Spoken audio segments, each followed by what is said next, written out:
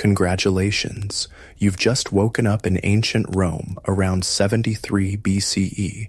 The morning sun warms your face as you open your eyes, and for a moment, there's peace. That's the good news. The bad news? You're a slave in the world's most powerful empire, and your day is about to begin in ways you never imagined. Your name is Thracius, and you've only been in Rome for 3 months. Before that, you lived in Thrace, a region in what you might know today as parts of Bulgaria, Greece, and Turkey. You weren't born a slave. No, you were once free, with a family, a trade as a blacksmith, and a small plot of land that had been in your family for generations. But then Rome's legions came to your village during their eastern campaigns. The clash of iron, the screams of your neighbors, the smoke rising from burning homes, these memories still haunt your dreams. When the battle ended, the survivors, including you, were chained together and marched hundreds of miles to be sold in Rome's bustling slave markets. That's how most slaves in Rome began their journey, as prisoners of war from Rome's ever-expanding borders. As you rise from your straw pallet on the hard stone floor of your master's ergastulum, you know, a slave dormitory, you rub the iron collar around your neck. It's not particularly heavy, but its presence is a constant reminder of who, or rather what, you are now considered to be. Under Roman law, you're not a person, but a thing, a piece of property, what the Romans call instrumentum vocale, a tool that can speak. Your master, Marcus Lentulus Batiatus, runs a ludus, a gladiatorial training school in Capua, about 120 miles southeast of Rome. You're still new, so you haven't been selected for gladiator training yet. Instead, you work maintaining the facility, cleaning, cooking, repairing equipment, and attending to the needs of the gladiators. The good news is that you're skilled with metal from your days as a blacksmith.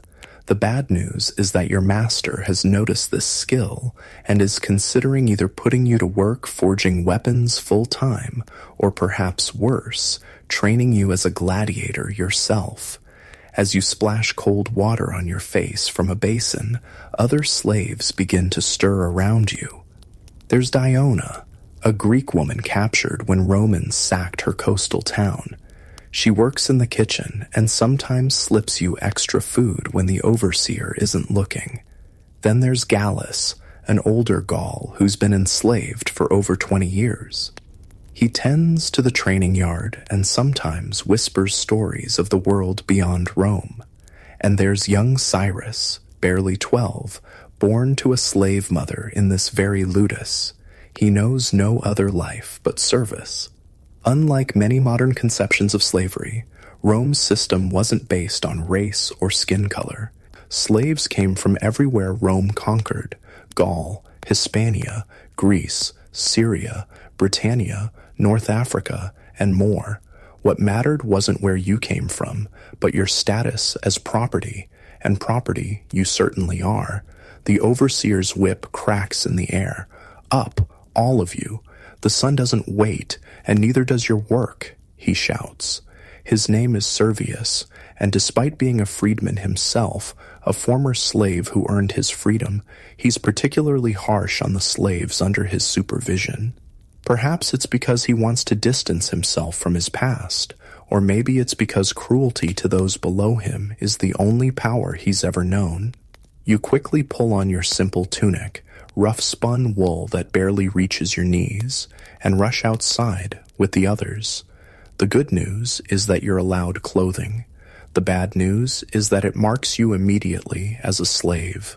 The short, poor-quality tunic is a visible symbol of your status that anyone in Rome would recognize instantly. The morning ritual begins with a roll call. Each slave must respond when their name is called, and woe to anyone who's late. Yesterday, a slave named Theseus was slow to appear, and Servius had him flogged 10 lashes. He's working today despite the wounds on his back. There's no rest for a slave who can still stand. Thracius, Servius calls, and you step forward, eyes downcast as expected. "Present, Overseer," you respond, careful to use the proper title. Servius nods curtly and moves on to the next name. When the count is complete, he divides everyone into their work groups for the day. You're assigned to help the armorer, given your skills with metal. At least today you won't be cleaning the latrines or hauling water from the well. Small mercies in a life with few choices. As you walk to the smithy, you pass the training yard where gladiators are already beginning their morning exercises. These men are slaves too, but of a different sort. While most slaves, like you, lead lives of drudgery and anonymity, gladiators achieve a strange kind of fame. The good news is that successful gladiators can earn prize money, respect, and eventually even freedom. The bad news is that they must repeatedly risk death and brutal combat to achieve it. Among the practicing gladiators, one man stands out. His name is Spartacus, a Thracian like you. He arrived just a few weeks before you did, but already his skill with weapons has impressed the trainers. There are rumors that he was once a soldier, perhaps even fighting in an auxiliary unit of the Roman army before deserting or being captured. Whatever his past, he's now the rising star of Batiatus's Ludus. Spartacus catches your eye as you pass, and for a moment, there's a flash of recognition. Not that he knows you personally, but a recognition of shared homeland, of shared fate. He gives you an almost imperceptible nod before returning to his training. Something about his demeanor suggests a man who hasn't fully accepted his circumstances, despite the chains. At the smithy, you're put to work immediately. The armorer, an old Roman named Titus, isn't a slave but a paid craftsman who appreciates your knowledge of metalworking. "You've got good hands, Thracian," he says, as he shows you how to repair a damaged gladius, the short sword used by many fighters. Shame they're not free hands. Titus is kinder than most Romans you've encountered. The good news is that not all Romans are cruel to slaves. Some, like Titus, treat them almost as people. The bad news is that even the kindest Romans still view slavery as natural and necessary, a simple fact of life no more questionable than the rising sun. As you work the bellows and hammer heated metal, Titus explains the different types of gladiators you'll be making weapons for. The Murmillo fights with this gladius and carries a large rectangular shield. The Thraex, named after your people, you know, uses a curved short sword and a small round shield. The Retiarius fights with a net and trident, while the Secutor is armored specifically to counter him. You listen and learn, filing away this knowledge. Perhaps understanding the weapons might save your life someday, whether as a gladiator yourself or, well, you don't let yourself think too far ahead yet. By midday, your arms ache from the smithy work, but there's no real break. Slaves eat quickly, a simple meal of coarse bread, some olive oil, and perhaps a bit of bean porridge if you're lucky. The good news is that most Roman masters feed their slaves adequately. The bad news is that this isn't from kindness, but practicality. A starving slave can't work efficiently. As you eat, huddled with the other slaves in the shade of the kitchen wall, Gallus leans close to you. "Tonight," he whispers, so quietly you almost miss it. After dark, the tall cypress. Be there if you want to hear. Before you can ask what he means, he's moved away, leaving you puzzled. But the gleam in his eyes suggests something important, perhaps even dangerous. The afternoon brings more work, repairing metal fittings on gladiator armor. From the training yard, you hear the crack of wooden practice swords and the trainers shouting instructions, occasionally punctuated by cries of pain. Training to be a gladiator isn't for the faint-hearted. It's brutal conditioning designed to prepare men for mortal combat. As the sun begins to set, casting long shadows across the Ludus grounds, You're finally allowed to finish your work. Your back aches, your hands are blistered despite your experience with metal, and fatigue weighs heavy on your limbs. But this is just one day of what might be a lifetime of servitude, unless something changes. Slaves in Rome could hope for freedom through several paths. Some masters freed loyal slaves in their wills. Others allowed slaves to save money and eventually purchase their freedom. Some slaves earned freedom through exceptional service, but these were the lucky few. Most lived and died as property, their lives entirely at the whim of their owners. After a meager evening meal, slaves are allowed a few hours of rest before sleep. This is when they can talk quietly among themselves, mend clothing, or simply sit in exhausted silence. Some pray to their homeland gods, though slaves are expected to worship the Roman gods of their masters. Some slaves were even used in religious ceremonies, their status making them appropriate servants for certain deities. You remember Gallus's mysterious invitation and make your way cautiously toward the tall cypress tree at the edge of the property. It's risky to be out after dark, but your curiosity overcomes your caution. Near the cypress, you find a small group of slaves gathered in the shadows, speaking in hushed tones. Gallus nods when he sees you approach and makes space in the circle. "Our new Thracian has joined us," he says quietly. "Good. We were just discussing news from the outside." "What news?" you ask, voice barely above a whisper. "There's been another slave revolt in Sicily," says a man named Alexandros, a Greek scribe who works in Batiatus's office and therefore has access to messages and correspondence. "The second one in 30 years. Thousands of slaves took control of large parts of the island before the Romans finally crushed them. The news sends a murmur through the small group. Slave revolts are rare but terrifying to the Romans. Their entire economy and way of life depends on the compliance of a massive enslaved population that outnumbers them in many regions." "It won't be the last," says another voice, and you're surprised to see Spartacus himself standing at the edge of the gathering. His presence commands immediate attention and respect. The Romans believe themselves invincible, but every empire has its weaknesses. "Dangerous talk," warns Gallus, though there's no rebuke in his tone. Spartacus shrugs. "What can they do to us that they haven't already done? Take our freedom, our homeland, our families?" His eyes scan the gathered faces. "We have nothing left to lose but our lives, and those are hardly worth living as they are." You feel a chill at his words, not because you disagree, but because of the burning conviction behind them. This is not idle complaint. There's something deeper brewing here. "We're not here to plan rebellion," Gallus says quickly, perhaps for the benefit of any who might be informants. "Just to share news and company. Remember that." The gathering disperses soon after, each slave returning to their sleeping area before they're missed. But as you lie on your straw pallet that night, Spartacus's words echo in your mind. What can they do to us that they haven't already done? Sleep comes fitfully, filled with dreams of home, and freedom mingled with nightmares of chains and arena sand stained with blood. This is the reality of a slave in Rome. Even your dreams aren't your own.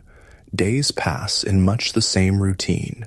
Wake before dawn, work until dusk, eat enough to survive, sleep, repeat. The rhythm of slave life is designed to break the spirit through relentless monotony, punctuated by fear of punishment. The good news is that humans are remarkably adaptable. The bad news is that adapting to slavery means losing pieces of yourself day by day. You continue to attend the secret gatherings by the cypress tree when you can. Sometimes there's news from the outside world, reports of pirate raids along the coast, whispers of tribal rebellions in Gaul, rumors of political machinations in Rome itself. Other times, the slaves simply share stories of their homelands, keeping their cultures alive in whispered tales after dark. Spartacus isn't always present, but when he is, the energy of the gathering changes.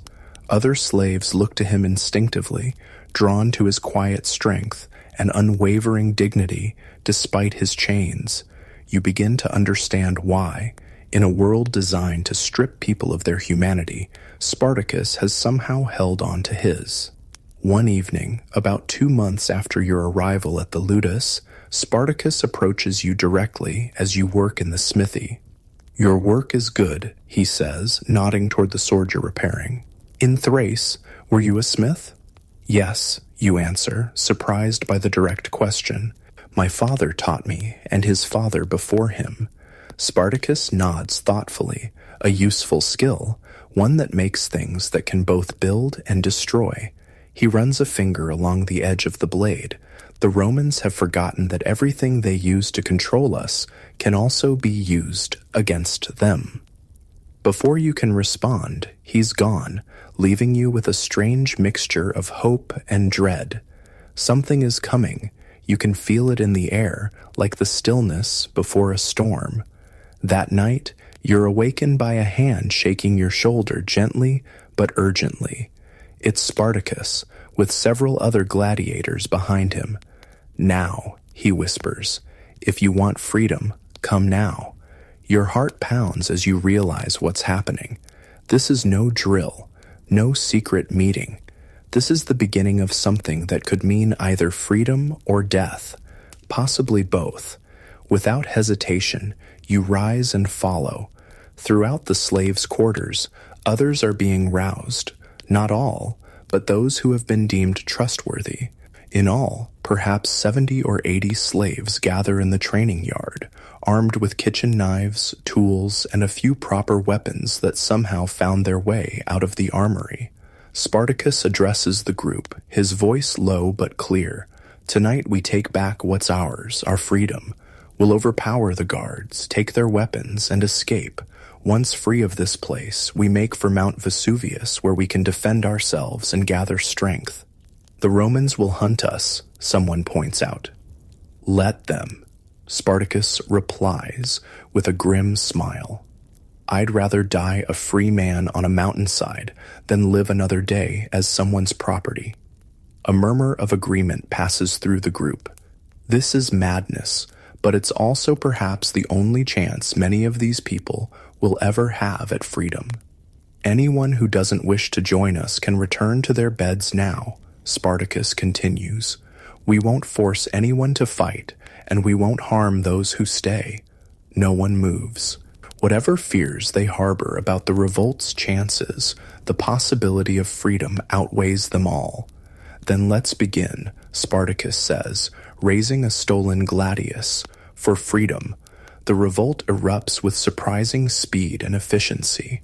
The night guards, few in number and complacent in their routine, are quickly overwhelmed. Keys are taken, more weapons secured, and suddenly the balance of power shifts. You find yourself fighting alongside men and women who hours ago were beaten down in spirit and body, but now move with the desperate energy of those with everything to gain. The clash of metal, the shouts of alarm, the rush of adrenaline, it's terrifying and exhilarating all at once. By dawn, the Ludus of Batiatus is in the hands of the slaves. Some masters and guards lie dead. Others are locked in the very cells they once used to punish disobedient slaves. The gladiators, trained fighters all, form the core of what is rapidly becoming not just an escape, but a rebellion. Standing in the courtyard as the rising sun illuminates your first moments of freedom, you look around at the faces of your fellow rebels. There's fear there, certainly. What you've done guarantees a terrible punishment if captured, but there's something else too. Dignity restored, humanity reclaimed. Spartacus addresses the gathered rebels once more. "This is just the beginning. Rome will send soldiers against us. We must be ready. We go to Vesuvius, where the terrain will help us defend ourselves. Along the way, we free every slave we encounter who wishes to join us. We take food, weapons, and supplies from the villas of the rich. This is no longer just an escape. This is war. A cheer rises from the crowd, though you note that some look uncertain at this escalation. Escaping to freedom is one thing. Waging war against Rome itself is quite another. As the rebels prepare to leave the ludus, gathering supplies and organizing into groups, you find yourself at a crossroads. The path ahead promises hardship and danger with only slim hope of actual freedom. The Romans do not forgive slave revolts. They crush them with brutal efficiency and make examples of the participants. Yet the alternative, to somehow avoid joining the rebellion and remain a slave, is unthinkable now that you've tasted these few moments of freedom. The collar around your neck seems to tighten at the very thought of continuing in bondage. You make your choice quickly, gathering what useful tools and weapons you can. Whatever lies ahead, you will face it as a person, not as property. As the rebels move out of the ludus, you fall in alongside them, leaving behind the life of a slave and stepping into the uncertain future of a rebel against Rome. The good news is that you're free, at least for now. The bad news?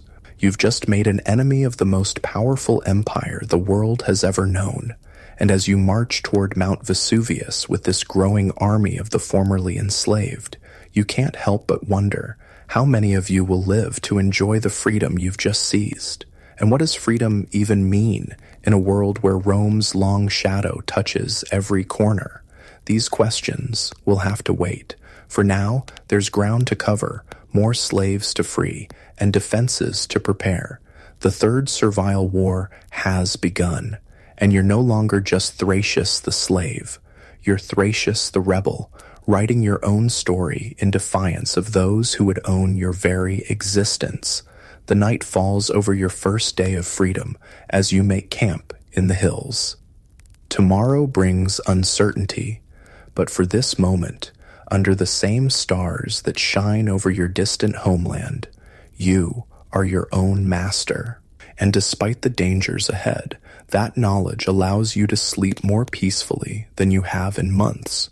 Dawn breaks over your makeshift camp, golden light filtering through the trees as you and your fellow rebels prepare for the journey ahead. Mount Vesuvius looms in the distance, your destination and potential sanctuary. The mountain is still decades away from the famous eruption that will one day destroy Pompeii, but its steep slopes and rugged terrain make it a natural fortress against Roman forces. Spartacus moves through the camp, speaking with small groups, organizing and encouraging. He has a natural talent for leadership that transcends his former status as a slave. The gladiators form the core of your fighting force, but most of the escaped slaves, including you, have little or no combat training. The good news is that many have useful skills from their enslavement: blacksmithing, carpentry, cooking, farming, and medicine. The bad news is that skills alone won't stop Roman spears. We need to train everyone who can fight, Spartacus announces as the camp prepares to move out, and we need more weapons. The Romans won't give us time to prepare at our leisure. He's right about that. Already, word of your escape must be spreading. Batiatus, if he survived the uprising, will have sent messengers to local authorities. The Romans take slave revolts very seriously. Their entire economic and social system depends on keeping the enslaved population under control. As you break camp and begin the day's march, you find yourself walking alongside Diona, the Greek kitchen slave who sometimes slipped you extra food. "I never thought I'd be doing this," she says, adjusting the small pack of supplies on her back. 5 years I've been a slave, always keeping my head down, just trying to survive each day. Now look at us. Do you regret coming? You ask, curious about how others view this dangerous gamble for freedom. She shakes her head firmly. No, Even if it ends badly, at least I'll die having made a choice. That's something they could never give us as slaves, real choices. Her words resonate with you. In Roman slavery, choice is perhaps the first thing that's stripped away. Slaves have no legal right to decide anything about their lives, not where they live, who they marry, what work they do, or even whether they have children. Female slaves are particularly vulnerable, with no legal protection against sexual assault by their masters. The column of rebels moves steadily through the countryside, avoiding main roads and skirting populated areas where possible. Scouts, mostly former gladiators with keen eyes and quick feet, range ahead and to the sides, watching for danger or opportunity. By midday, your group encounters its first test. The scouts return with news of a small Roman patrol ahead, perhaps a dozen soldiers escorting a wagon train of supplies toward Capua. Spartacus calls the gladiators together quickly, formulating a plan. You're included in this council not because you're a fighter, but because your blacksmithing knowledge might be useful in assessing the weapons you could potentially capture. They don't know about us yet, Spartacus explains. They're just a regular patrol. If we move quickly and decisively, we can overwhelm them before they can organize a defense. The plan is simple but effective. A small group of rebels will appear to be travelers in distress, drawing the patrol's attention. When the Romans approach, the main force will emerge from hiding and attack from multiple directions. As the patrol comes into view, you watch from the cover of trees, heart pounding. The Roman soldiers look formidable in their organized formation, with their uniform equipment and disciplined bearing. These are exactly the force that conquered your homeland and so many others. But today, they're outnumbered. The ambush works perfectly. The Romans, surprised and surrounded, put up fierce resistance but are quickly overwhelmed. Within minutes, the skirmish is over. 3 rebels lie dead, but all of the Roman soldiers have been killed or captured. The supply wagons, containing food, weapons, and other valuable goods, are now in rebel hands. This small victory energizes the group, but Spartacus remains cautious. This was just a patrol, he reminds everyone. Soon they'll send legions against us, real legions, with thousands of trained soldiers. We need to reach Vesuvius and prepare. The captured equipment is quickly distributed. You examine the Roman swords, shields, and armor with professional interest. The craftsmanship is excellent. Roman military equipment is standardized and well made, designed for efficient killing. Now these tools of oppression will serve the cause of freedom. The surviving Roman soldiers present a dilemma. Some rebels want to execute them as vengeance for their years of suffering under Roman rule. Others argue for releasing them with a message that the rebels fight only for freedom, not for blood. Spartacus listens to both sides before making his decision. We're not Romans, he says finally. We don't enslave our enemies or kill prisoners for sport. Release them, but take their armor and weapons. Let them return to their commanders with news that the slaves they thought broken have teeth. This merciful approach surprises you. In the arena, Spartacus was trained to kill without hesitation. As a slave, he suffered under Roman cruelty, yet he chooses not to replicate their brutality. It's a reminder that freedom isn't just about breaking chains. It's about choosing what kind of people you want to be once those chains are gone. The journey continues with renewed urgency. The encounter with the patrol means that soon, proper Roman forces will be mobilized against you. Every hour of travel, every new slave freed, every weapon acquired, strengthens your position for the conflict to come. As you travel, you begin to understand the true scope of Roman slavery. Nearly every villa and farm you pass uses slave labor. In some agricultural areas, slaves outnumber the free population significantly. The good news for your rebellion is that this provides a vast potential recruitment pool. The bad news is that many slaves are too afraid, too broken, or too conditioned to join your cause. When you approach rural estates, Spartacus sends small groups to liberate the slaves and gather supplies. Some masters flee at the first sign of armed rebels. Others attempt to resist and pay the price for their defiance. With each estate, your numbers grow, though not all choose to join you. Some slaves, particularly those born into slavery who know no other life, are terrified by the concept of freedom and its uncertainties.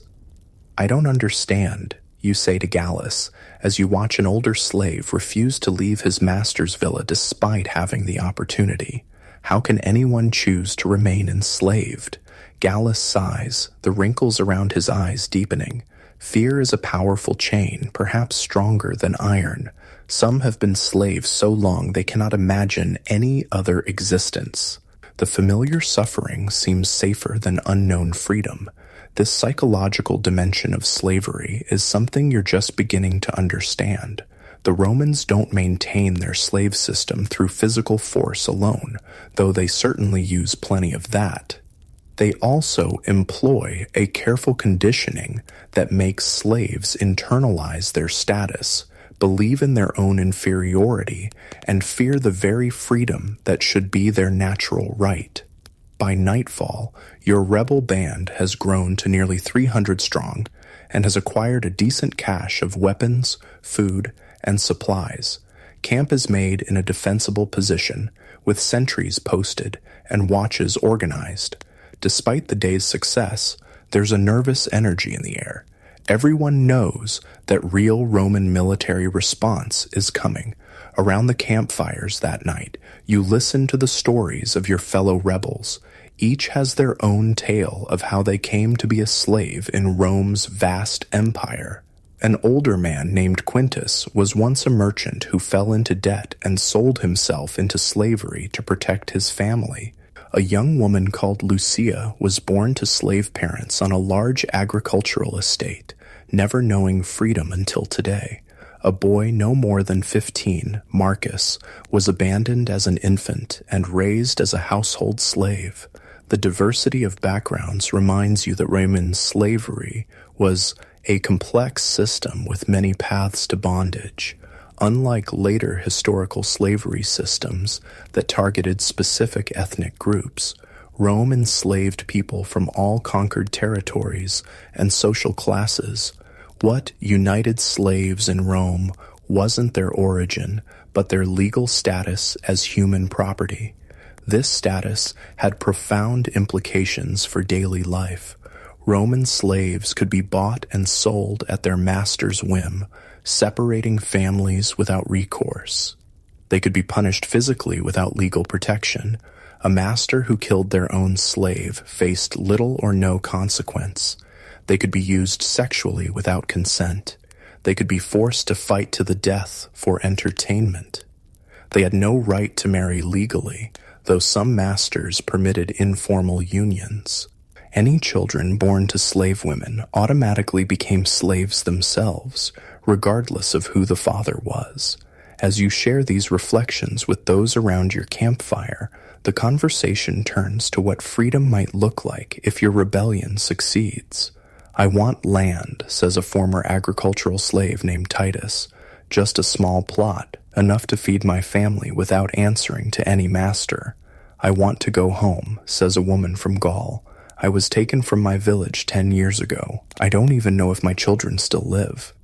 "I want revenge," says another, his face scarred from repeated beatings. "For every lash I took, I want Roman blood." Spartacus, passing by your fire, pauses to listen. "All worthy desires," he says. "But first, we must survive. Freedom means nothing if we're dead or recaptured." He sits with your group, accepting a cup of watered wine. Despite his leadership position, he makes no effort to separate himself from the common rebels. This, you realize, is another difference between your rebellion and Roman society. Here, Worth is determined by contribution and character, not by arbitrary status. What do you want, Spartacus? Someone asks. If we win this fight against Rome, what then? Spartacus considers the question, turning the cup in his hands.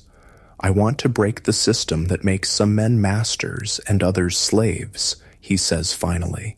I want a world where no one wears chains, where no human is another's property. He looks around at the expectant faces. But that's a distant dream. For now, I want us to reach Vesuvius, build our strength, and show Rome that we are not animals to be bought and sold, but people willing to die for our freedom. His words bring murmurs of agreement. It's a modest ambition for now, survival and dignity, but one that resonates deeply with everyone present. As the night grows deeper, you find yourself on sentry duty alongside a former house slave named Cassius. Unlike many of the others, he can read and write, skills he was taught to help manage his master's household accounts. What was it like, you ask him, being a house slave rather than working in the fields or mines? Cassius gives a bitter laugh. Easier on the body, harder on the soul. I ate better than field slaves, slept in the house instead of a barracks, but I was never out of my master's sight, never had a moment that was truly my own. He gestures to a small scar on his cheek. And when I made mistakes, the punishment was still swift. Different masters, different conditions, but always the same truth. We were possessions, not people. This was the reality for Rome's estimated 2 to 3 million slaves. Whether they served in urban households, rural estates, mines, or public works, their fundamental status remained the same. Some were treated relatively well, others subjected to unimaginable cruelty, but all lived with the knowledge that their very existence depended on the whims of their owners. The next morning brings new challenges. Scouts return with reports of Roman response. A militia of about 3,000 men has been hastily assembled under the command of a praetor named Gaius Claudius Glaber. They're moving in your direction, clearly intent on crushing the rebellion before it can grow further. 3,000 against our few hundred, Gallus says, shaking his head. Even with our gladiators, those aren't good odds. Spartacus seems unconcerned. We won't face them on open ground, he says. That's what they expect, and that's how they always win. Disciplined formations against disorganized enemies. We'll use different tactics. The march toward Vesuvius takes on new urgency. By midday, your band reaches the lower slopes of the mountain and begins to ascend toward more defensible positions. The terrain grows steeper, the paths narrower, good ground for defenders, difficult for attackers, especially those in formation. As you climb, Spartacus explains his strategy to the group leaders. The Romans will follow us up the main path. They're arrogant and think us simple escapees with no military knowledge. They won't expect strategy from slaves. He points to a narrow passage between two rocky outcroppings. We'll make our camp visible from below, let them see our fires at night. They'll come up this path thinking to surprise us. Instead, we'll surprise them from above and behind. It's a sound plan that takes advantage of your smaller numbers and the terrain.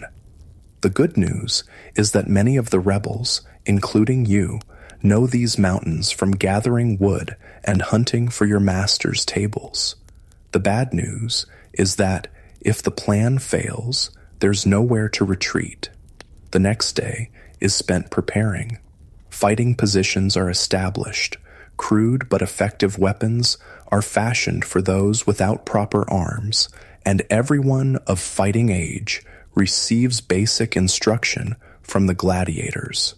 You work with other craftspeople to repair and improve weapons, turning farming tools into instruments of war when necessary.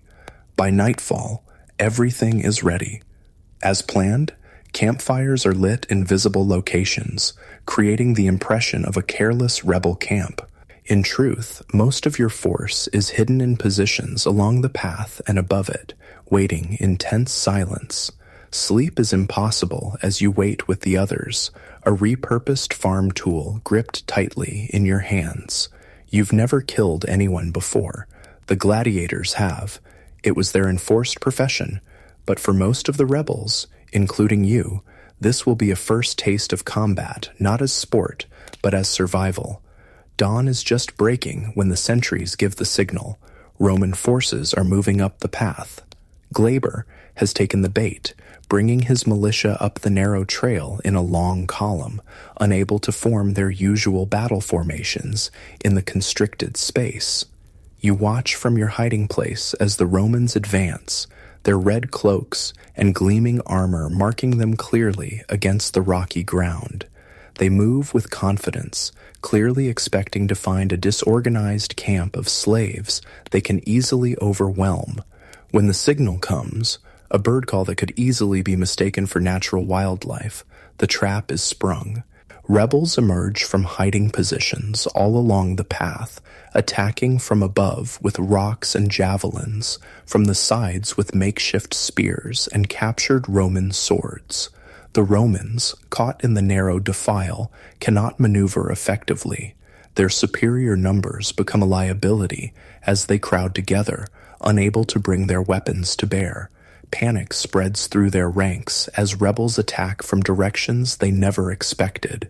You find yourself in the midst of chaos, striking out at armored men who, hours ago, would have commanded your absolute obedience.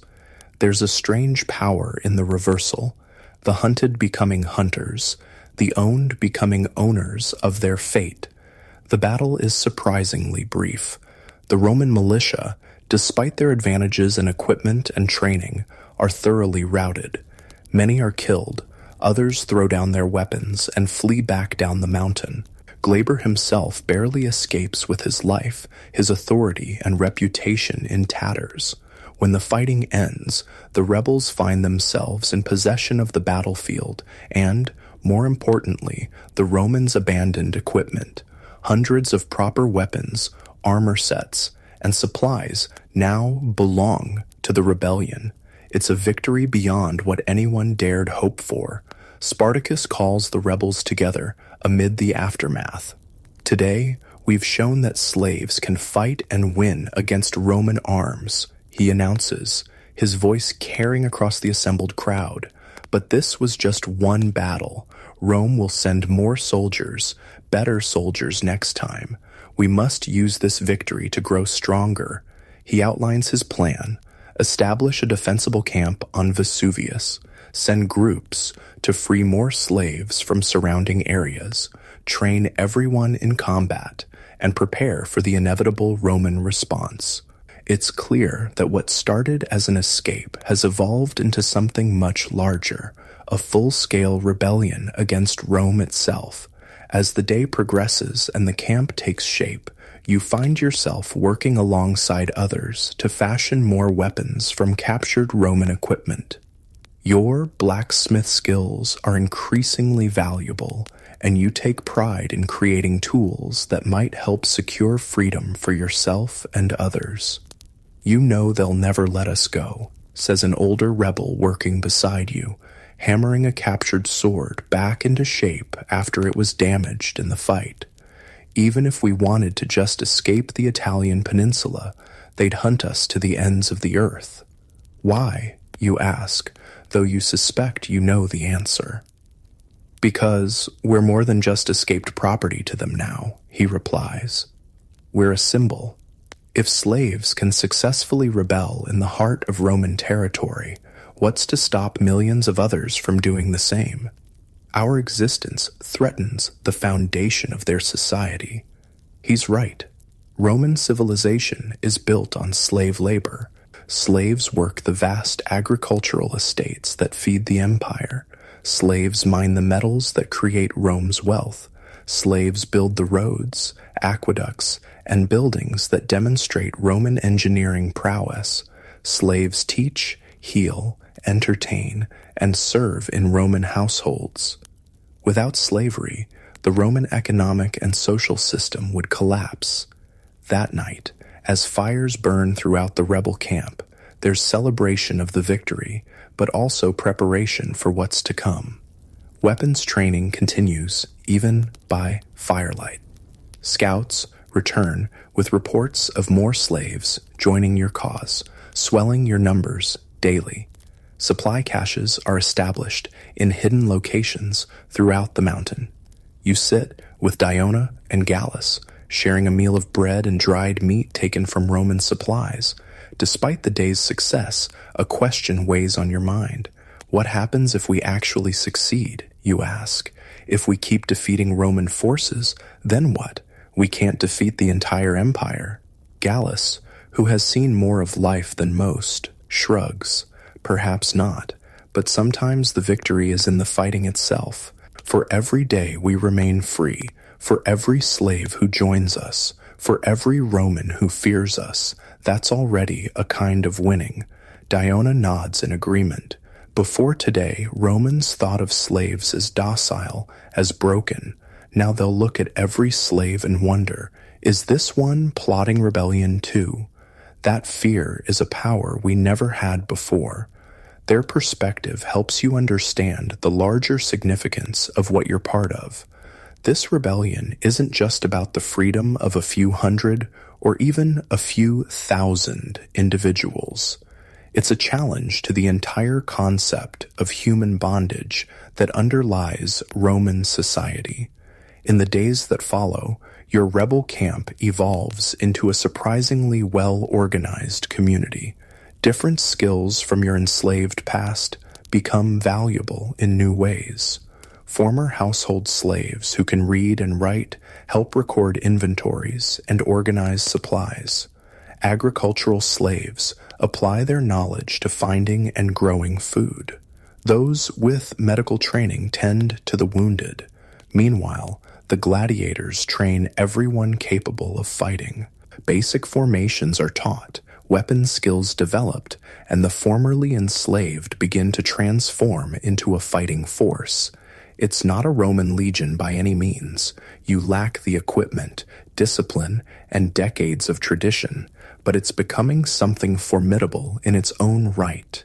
Word continues to spread, and more slaves escape to join you. Some bring valuable intelligence about Roman movements or useful skills. Others simply bring their desire for freedom and willingness to fight for it. Within weeks, your numbers have grown from the original 70 or so gladiators to several thousand rebels. This growth brings challenges as well as strength. Feeding so many people in a mountain camp isn't easy. Different languages, cultures, and backgrounds sometimes create tensions. Leadership structures must evolve beyond Spartacus and his original gladiator companions to include representatives from various groups. Through it all, Spartacus maintains the respect and loyalty of the growing rebel army. He leads by example, trains alongside the newest recruits, and makes decisions transparently rather than through command. It's a different model of leadership than the rigid hierarchy of Rome, and it seems to work for this community of the formerly enslaved. About a month after your escape from the Ludus, scouts bring alarming news. Rome has dispatched a new force against you, not a hastily assembled militia this time, but 2 proper legions under the command of the consuls, Lucius Gellius Publicola and Gnaeus Cornelius Lentulus Clodianus. This represents a significant escalation in Rome's response to your rebellion. Spartacus calls a council to discuss this development. You're included now, having proven your value not just as a blacksmith, but as someone with good judgment. The discussion is heated, with different factions advocating different approaches. We should split into smaller groups, argues one former house slave. Make ourselves harder to find and fight. No, we should attack them before they're ready, counters a gladiator.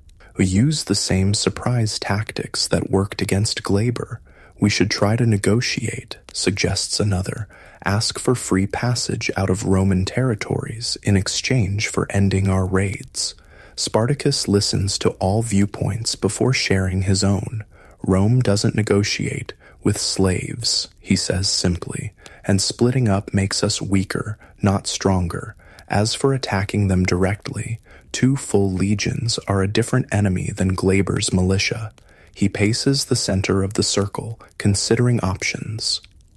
We need to draw them into terrain where their numbers and formations won't help them. And we need to keep freeing slaves. Every pair of hands makes us stronger. Every empty villa makes Rome weaker. The strategy that emerges is bold.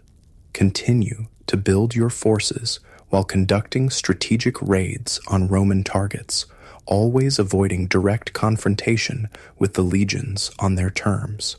When forced to fight, choose the ground carefully to negate Roman advantages.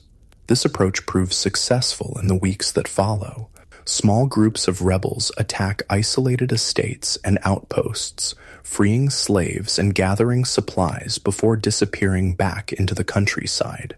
When Roman forces give chase, they find themselves led into ambushes or exhausted in fruitless pursuits. Your reputation grows with each success. What began as a local disturbance is now recognized as a serious threat. More slaves risk everything to join you, drawn by stories of the growing rebel army that dares to challenge Rome itself. For you personally, these months bring transformation. The skills you developed as a blacksmith serve you well, but you've also learned to fight, to lead small groups on raids, to make decisions that affect others' lives. The man who woke up as property less than 3 months ago now helps shape the future of thousands. One evening, as you finish repairing weapons damaged in a recent skirmish, Spartacus approaches your work area. He examines a sword you've just finished, testing its balance with an expert's hand. Good work, he says with approval. Sharp edge, strong blade. A weapon worthy of freedom. Thank you, you reply, wondering why the rebellion's leader has sought you out personally. Spartacus sits on a nearby stump, still turning the sword in his hands. Tomorrow we face our biggest test yet. Our scouts report that both consular armies are converging near Placentia. They think they've trapped us between them. You nod, having heard rumors of this development. What will we do? What they don't expect, Spartacus says with a grim smile. We're going to attack one army before the other can join it. Hit them with everything we have, then disappear before the second force arrives. It's an audacious plan, betting everything on the element of surprise and the growing skill of your rebel fighters. If it works, you'll have defeated a consular army, something unthinkable for a force of former slaves. If it fails, the rebellion might end then and there. I want you with the main attack force, Spartacus continues. Your skills are needed both for fighting and for what comes after, when weapons need repair. The trust implicit in this assignment fills you with both pride and trepidation.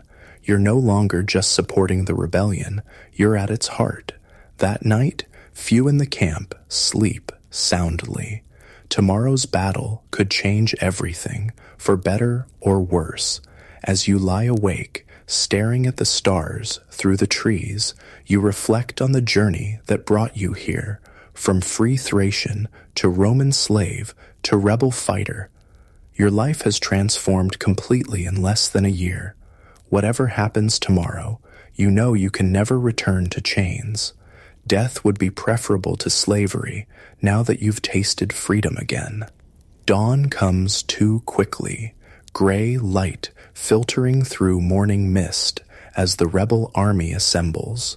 There's nervous energy in the air, but also determination. These people are fighting not just for their lives, but for their humanity, for the right to exist as more than property. Spartacus moves among the gathered fighters, offering encouragement and last-minute advice. When he reaches you, he clasps your shoulder firmly. Remember, he says, they fight because they're ordered to. We fight because we choose to. That makes us stronger. With these words echoing in your mind, you march with the rebel army toward what could be either your greatest victory or your final stand against the might of Rome. The good news is that you face this moment as a free person making your own choices. The bad news? Those choices might lead to your death before the sun sets today. But as you march in formation with your fellow rebels, weapons ready and spirits determined, you realize that even this bad news contains a kind of victory. A slave dies at another's whim, but you will live or die by your own choice, fighting for freedom rather than serving in chains. And in that knowledge, there is a power that even mighty Rome cannot take away. Morning mist clings to the valleys as your rebel army approaches the Roman force. Through gaps in the trees, you catch glimpses of red cloaks and gleaming armor, one of the two consular armies, camped in what they believe is a secure position. The good news is that they don't expect an attack from mere slaves. The bad news is that these are professional soldiers, not the hastily assembled militia you faced before. Spartacus has divided your forces into 3 groups. The largest will attack the Roman front directly, while 2 smaller forces circle to hit the flanks simultaneously. You're with the main group, your repaired sword gripped tightly, your heart pounding. The signal comes, a horn blast that cuts through the morning quiet, and suddenly the carefully planned attack erupts into chaos. Thousands of rebels charge from the forest edge, screaming battle cries in dozens of languages. The Romans, caught during their morning meal preparations, scramble to form defensive lines. What follows is a blur of violence and noise, unlike anything you've experienced. The disciplined formations that make Roman legions so effective on open battlefields work against them in this surprise attack. Your forces crash into their partially formed lines, creating gaps that are quickly exploited. You find yourself fighting alongside former gladiators, their trained precision a stark contrast to your own desperate swings. A Roman soldier lunges at you, his gladius aiming for your chest. You parry instinctively, the skills learned in training sessions paying off. Your counterstrike catches him under the arm, finding the gap in his armor. The look of shock on his face as he falls, that a slave could kill a Roman soldier, will stay with you forever. Around you, the battle rages. The Romans recover from their initial surprise and begin to organize more effective resistance. For a moment, it seems the tide might turn against you. Then the flanking forces hit from both sides simultaneously, sending the Roman lines into disarray once more. Consul Gellius attempts to rally his troops, but the momentum has shifted decisively. What began as a Roman breakfast ends as a Roman rout. Soldiers throw down their weapons and flee. Others surrender, dropping to their knees before fighters they would have whipped without hesitation only months before. By midday, the battlefield belongs to the rebels. The cost has been high. Hundreds of your fellow fighters lie dead or wounded. But the Roman losses are far greater. An entire consular army has been defeated by an army of slaves. As you help gather weapons from the fallen, the magnitude of what you've accomplished begins to sink in. This wasn't just a skirmish or an ambush. This was a proper battle against Rome's main military force, and you won. The captured Roman soldiers present the same dilemma as before. Some rebels, fresh from the violence of battle, call for their execution. Others argue for mercy.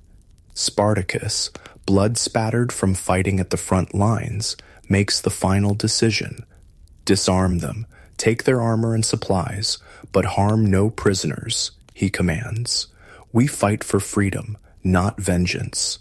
Let them return to Rome and tell their masters that slaves defeated a consular army in open battle. It's a powerful message, though you note that some rebels grumble at this mercy. Those who suffered the greatest cruelties as slaves often harbor the deepest desire for retribution. With the battle won, there's no time to celebrate. The second consular army under Lentulus will arrive soon, drawn by news of the fighting. Spartacus orders an immediate withdrawal, taking all captured weapons, armor, and supplies. The wounded are carried on improvised stretchers. No one is left behind. Your forces melt back into the countryside before Lentulus's army arrives, leaving them to find only their defeated comrades and a battlefield stripped of anything useful. It's another psychological blow to Roman pride and another boost to rebel morale. The weeks that follow bring a string of similar victories. Your rebel army, now numbering nearly 30,000, moves through the Italian countryside almost at will. More slaves join your ranks daily, and your reputation grows. Romans begin to fear traveling outside cities. Estates are abandoned as owners flee to urban centers for protection. For perhaps the first time in Roman history, slaves hold the upper hand. During this period, your own role continues to evolve. Your skill with metal makes you invaluable for maintaining weapons, but you've also proven yourself in combat and leadership. Spartacus has given you command of a group of about 50 fighters, mostly fellow Thracians and Greeks with similar backgrounds to your own. One evening, as your band makes camp after a successful raid on a Roman supply convoy, you find yourself sitting with Spartacus and other group leaders around a council fire. The discussion centers on an important question: what is the ultimate goal of your rebellion? We can't defeat all of Rome, says a Gallic leader named Brennus. They have too many legions, too many resources. We should use our strength now to break out of Italy, cross the Alps, and return to our homelands. This suggestion receives support from many, especially those from Gaul and Germanic regions to the north. The idea of returning home, of seeing families and lands that many thought lost forever, holds powerful appeal. No, counters a Syrian named Castus. We should move south instead, to Sicily. There have been successful slave revolts there before. The island is fertile, defensible, and we could build a new society there, free from Roman rule. This too finds supporters, particularly among those who have no homes to return to or who come from eastern regions too distant to practically reach. Spartacus listens to all viewpoints before offering his own. Both paths have merit, he acknowledges. But first, we must secure our position here in Italy. Rome has been humiliated, but not defeated. They will send more legions against us.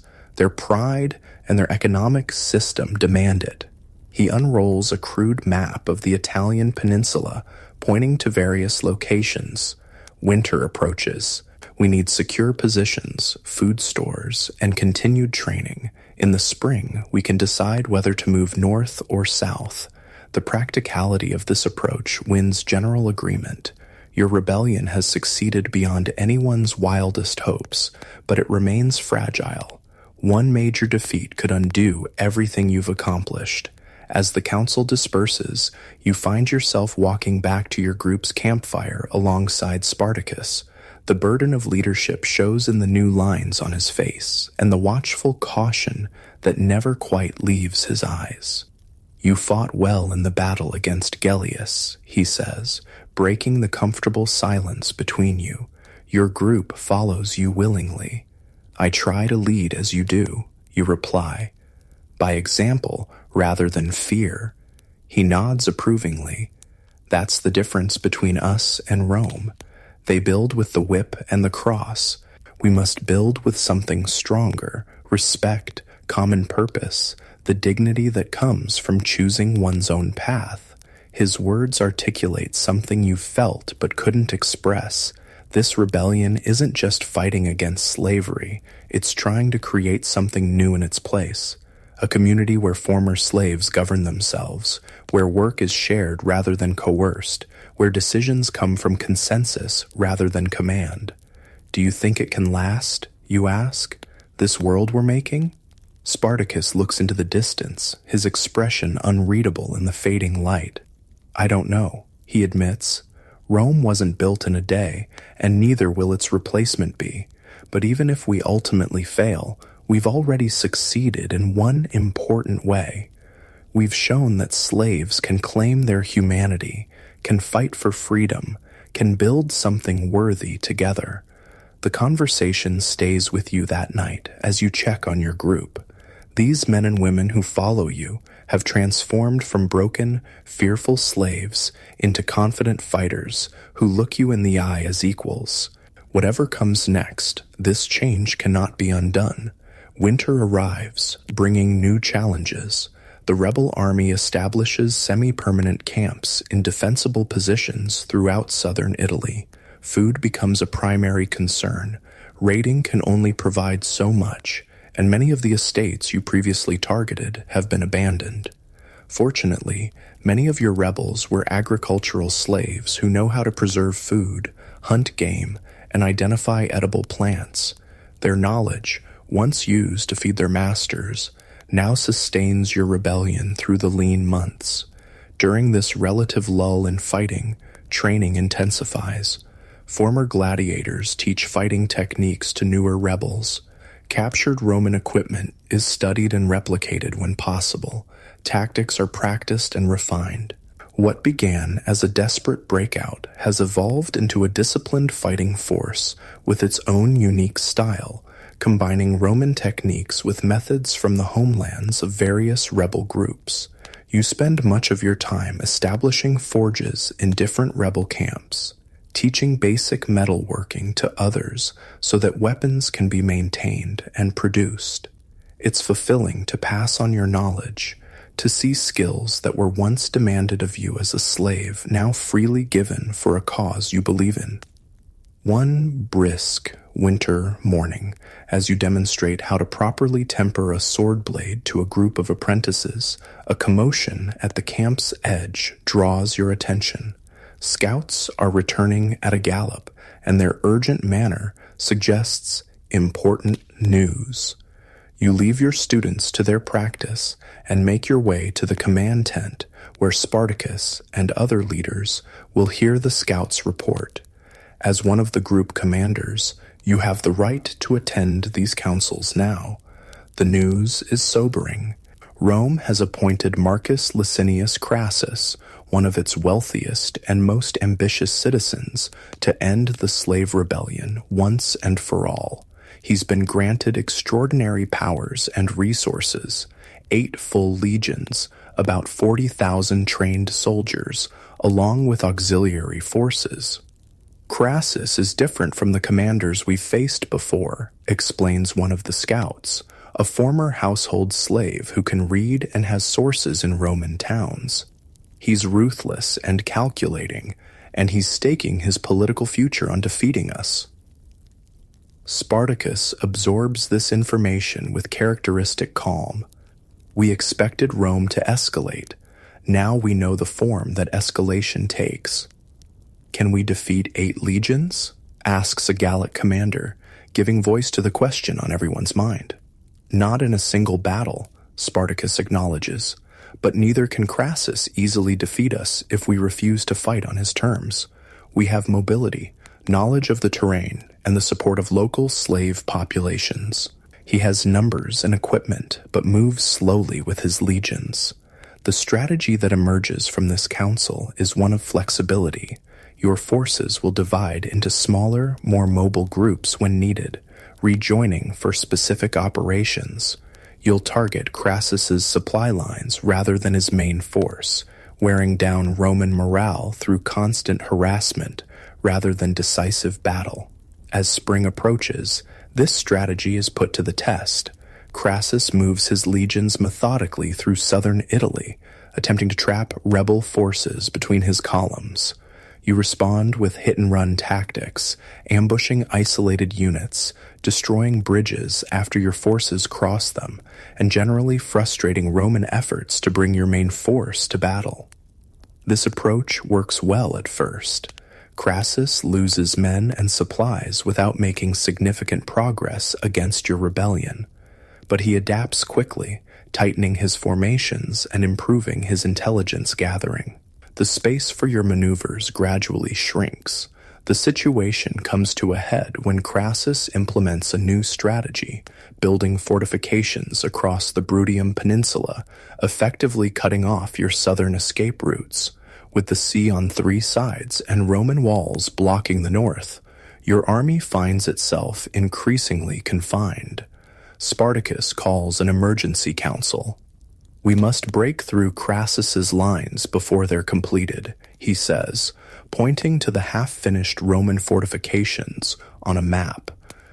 "Once they seal the peninsula, we'll be trapped." The plan is straightforward but dangerous. Concentrate your forces for a single, powerful assault on the weakest section of Crassus's line, punch through, and escape the closing trap. It's a direct approach that abandons the hit-and-run tactics that have served you well, but necessity leaves few alternatives. The night before the planned breakout, a tense atmosphere permeates the rebel camp. Everyone understands what's at stake. If the assault fails, the rebellion might be contained and gradually crushed within the peninsula. You spend the evening checking weapons one last time, ensuring your fighters are prepared for tomorrow's battle. Among your group, you notice a mix of determination and fear. These men and women have tasted freedom and fought bravely, but they know tomorrow brings their greatest test yet. A young woman named Eleni, who joined your group after being freed from a wealthy Roman's household, approaches you with concern in her eyes. "The Romans say that captured rebels will be crucified," she says quietly. "Is it true?" You consider lying to reassure her, but decide honesty is what she deserves. "Yes, that's likely. Crassus needs to make an example to discourage other slaves from joining rebellions." She nods, absorbing this grim reality. "Then we cannot be captured," she says with simple finality. "No, you agree. We fight for freedom, or we die trying. There's no middle path now." Dawn breaks cold and clear on the day of the assault. Your combined rebel forces, nearly 40,000 strong, have moved into position overnight, concealed in woods near the Roman fortifications. Across open ground, you can see Roman soldiers working on the walls, unaware of the impending attack. Spartacus himself walks among the assembled rebels, offering final words of encouragement. When he reaches your section, he clasps your arm in a warrior's grip. "Your group takes the right flank," he says. "Hit them hard and keep moving. Don't get bogged down in prolonged fighting. The goal is to break through, not to defeat every Roman we see." You nod, understanding the strategy.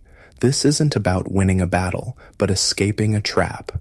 The attack begins with a coordinated rush from the tree line. Thousands of rebels charge across open ground toward the surprised Romans. Construction workers drop tools and flee, while soldiers scramble to form defensive positions. Your group hits the Roman right flank as planned, overwhelming the hastily formed resistance through sheer numbers and momentum. For a brief, hope-filled moment, it seems the breakout will succeed easily. Then Roman reserves arrive, fresh troops held back in anticipation of just such an attack. The fighting intensifies as trained legionaries engage your rebels in disciplined formation. The initial advantage of surprise fades, replaced by a brutal test of will and strength. You find yourself in the thick of combat, directing your fighters while defending against Roman counterattacks. A centurion recognizes you as a group leader and targets you specifically, his superior weapons and armor nearly overwhelming your defenses. Only the timely intervention of two of your fighters saves you, though one falls to the centurion's blade in the process. Around you, the battle hangs in the balance. Some rebel groups have broken through, while others are pinned down by fierce Roman resistance. The cohesion of your attack begins to fracture as different sections face varying levels of success or failure. Through the chaos, you spot Spartacus leading a charge against a particularly strong section of the Roman line. His fearless example inspires those around him, and they push forward despite heavy losses. Gradually, a gap opens in the Roman defenses. There, you shout to your remaining fighters, pointing toward the breach, "Follow me." Your group fights toward the opening, joining a stream of rebels pouring through the Roman lines. Behind you, others continue to battle, sacrificing themselves to keep the escape route open for their comrades. The breakout ultimately succeeds, though at terrible cost. Perhaps a third of the rebel force is lost, killed, captured, or separated in the confusion. But the majority escapes Crassus's trap, emerging north of his fortifications with the ability to maneuver once more.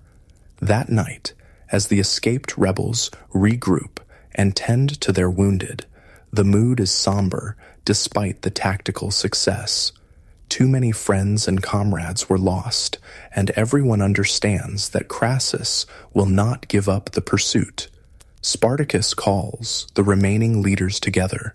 His face shows the strain of the day's fighting and the responsibility he carries. "We've escaped the immediate trap," he says without preamble, "but our position in southern Italy has become untenable. We must decide now, north or south." The debate that follows is passionate but respectful. Those favoring a northern route argue for crossing the Alps to freedom beyond Roman territory.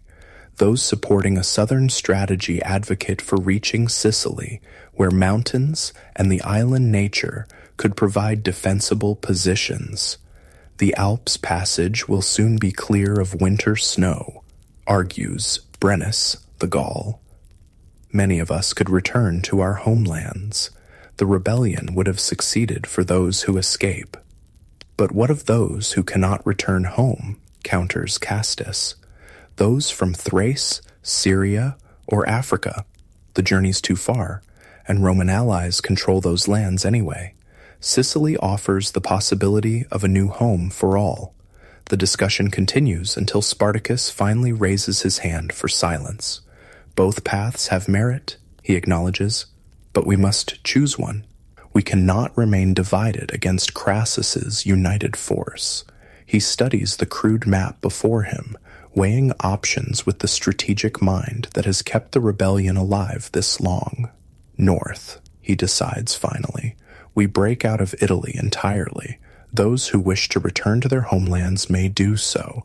Others can remain together and establish a new community beyond Roman reach." Not everyone agrees with this decision, but most accept it as necessary. Unity has been your strength against Rome's superior numbers and equipment. Division now would doom you all. Plans are made to begin the northern march immediately. Every day of delay allows Crassus to strengthen his position and possibly cut off escape routes. Despite exhaustion from the recent battle, the rebel army prepares to move. As you organize your reduced group for the journey, you notice increasing tensions between different factions. The losses during the breakout have frayed nerves, and the decision to move north has disappointed those who favored other options. What was once a unified rebellion shows signs of fragmenting under pressure. Diona, the Greek kitchen slave who has become one of your trusted fighters, expresses these concerns as you pack supplies. "People are talking of splitting up," she says quietly. "Some of the Gauls want to move faster, break away from the main group to reach the Alps sooner. Others think Spartacus is making a mistake and still want to try for Sicily. This news troubles you. Division would weaken us all," you reply. "Crassus would pick off smaller groups one by one." "I know," she agrees, "but fear and hope make people make desperate choices, and not everyone has the same hope anymore." You report these whispers to Spartacus that evening. He listens with a grave expression but doesn't seem surprised. "I've heard similar concerns," he admits. "The rebellion is at its most vulnerable point. We've tasted enough success to have hope, but faced enough setbacks to know fear. It's a dangerous combination." "What can we do?" you ask. He considers this question carefully before answering. Remind them of what binds us together, not just our past as slaves, but our shared vision of freedom. The moment we separate, we become easier targets for Rome. Only together do we have a chance. You take this message back to your group, and other leaders do the same with theirs. For a time, it seems to strengthen resolve and maintain unity. The Northern March begins with the entire rebel force moving as one. Crassus, however, proves relentless in his pursuit. His legions move with surprising speed for such a large force, always pressing at your rear, forcing you to maintain pace without adequate rest.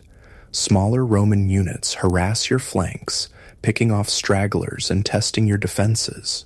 The constant pressure takes its toll. Food supplies dwindle as you have less time to forage or raid. Weapons break and cannot always be properly repaired. Exhaustion leads to mistakes and accidents. Children and elderly rebels, who had been part of your community since the beginning, struggle with the demanding pace.